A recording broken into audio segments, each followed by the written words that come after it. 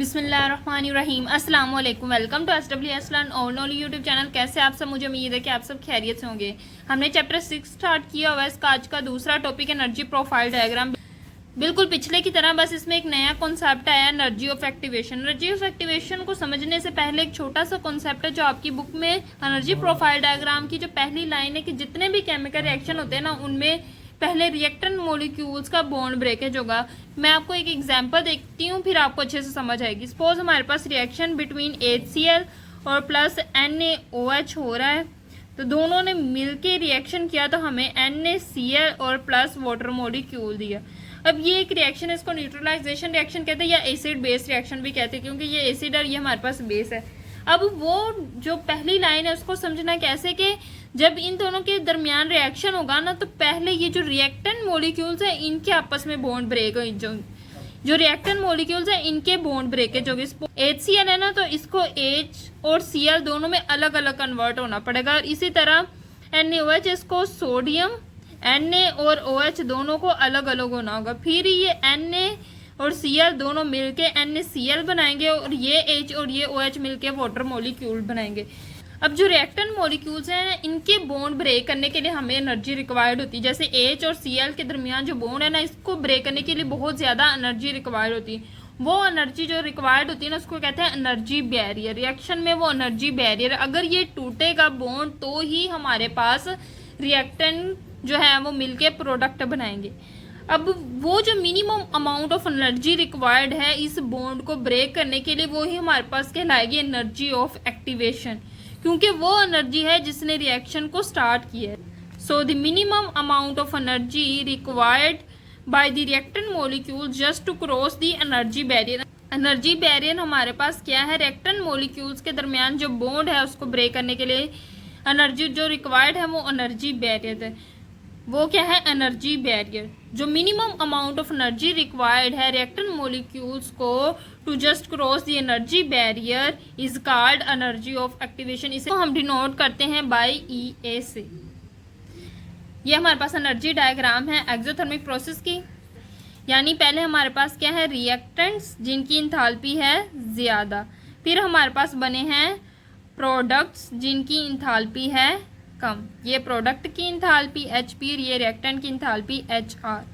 अब जो total enthalpy change आया वो डेल H होगा। ठीक है, ये हमने पिछली वीडियो में सारा क्लियर कर लिया था। अब एनर्जी ऑफ एक्टिवेशन हमने पढ़ा, उसको कैसे करेंगे? तो प्रोडक्ट से हम कहाँ आए? रिएक्टेंट में। अब प्रोडक्ट ने पहले इतनी एनर्जी ले के इस एनर्जी बैरियर, ये जो है ना ये एनर्जी बैरियर है, इसके लिए जितनी एनर्जी रिक्वायर्ड है ना उसको एक्टिवेशन एनर्जी कहते हैं। सो यहाँ से लेकर यहाँ तक जो पीक है ये एनर्जी एक्टिवेशन एनर्जी को शो करी है। सो रिएक्टेंट मॉलिक्यूल्स इस बैरियर को क्रॉस करेंगे, फिर ही हमारे पास प्रोडक्ट बनेगा। एक्सोथर्मिक प्रोसेस में क्या होता है? प्रोडक्ट की इंथाल्पी कम होती है और रिएक्टेंट्स की इंथाल्पी ज़्यादा होती है। अब हम एंडोथर्मिक प्रोसेस की बात करें तो एंडोथर्मिक में क्या होता है कि प्रोडक्ट की इंथाल्पी ज़्यादा होती है, रिएक्टेंट की इंथाल्पी कम होती है। सो इसमें जो है प्रोडक्ट जो होते हैं उनकी इंथाल्पी ज़्यादा होती है, तो इधर कहीं हमारे पास प्रोडक्ट्स बनते हैं और उनकी इंथाल्पी क्या होती है? ज़्यादा होती है। इसको कहते हैं HP। और यहाँ हमारे पास होते हैं रिएक्टेंट जिनकी इंथाल्पी होती है कम और उनको लिखते हैं HR। अब इसमें एनर्जी बैरियर क्या होगा? रिएक्टेंट मॉलिक्यूल्स इस तरह एनर्जी बैरियर को क्रॉस करेंगे, फिर हमारे पास प्रोडक्ट बनेगा। सो इसमें एनर्जी बैरियर कहाँ से आया? प्रोडक्ट से लेकर यहाँ तक ये हमारे पास क्या है? Energy barrier. और इसके लिए जितनी एनर्जी रिक्वायर्ड होगी वो एक्टिवेशन एनर्जी कहलाएगी। सो यहाँ से लेकर यहाँ तक जो पीक है ये हमारे एक्टिवेशन एनर्जी को शो करी एंडोथर्मिक प्रोसेस के लिए।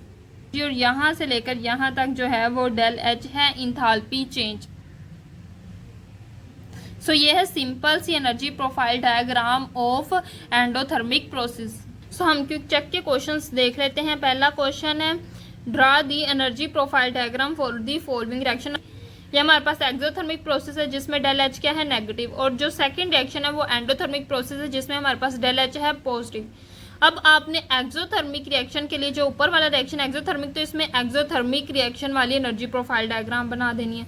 और इसमें हमारे पास चूंकि डेल एच जो है वो पॉजिटिव, इसका मतलब एंडोथर्मिक है, तो एंडोथर्मिक रिएक्शन की जो एनर्जी प्रोफाइल डायग्राम किया है वो आपने इसमें बना देनी। मुझे उम्मीद है कि आपको हर चीज़ अच्छे से क्लियर हो गई होगी।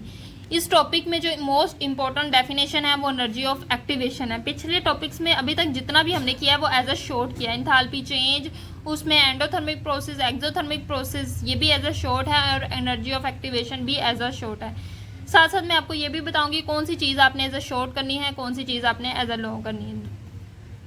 सो वीडियो अच्छी लगी तो वीडियो को लाइक करें, मजीद इसी तरह की वीडियोस के लिए मेरे चैनल को सब्सक्राइब करें। दुआ में ज़रूर याद रखिएगा। अल्लाह हाफिज़।